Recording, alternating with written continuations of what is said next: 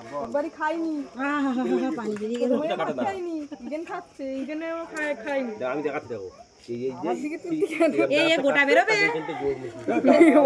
গোটা বেরোবে তাই বলছি হাই গাইস, দেখতে পাচ্ছ এখানে গোটা বিচি বের করছে। ছবিটা পরিষ্কার করিনি। তাহলে ক্যামেরাম্যানকে বলবো একটু ধারে কাছে আসতে। তাহলে গোটা বিচি বের হচ্ছে। ক্যামেরাম্যান একটু ধারে কাছে এসো, একটু কিছু কথা বলবো আমি। এখানে 12টা বাজাবে।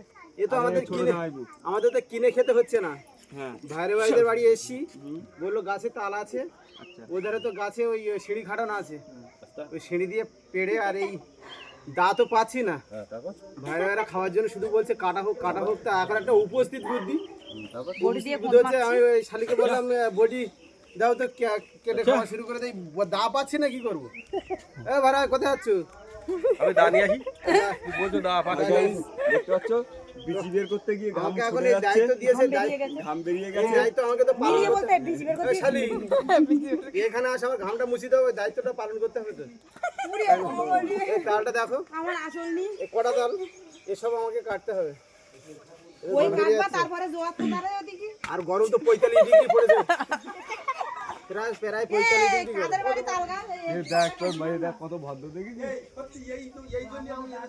মস্তু ধরে চলে এসছে।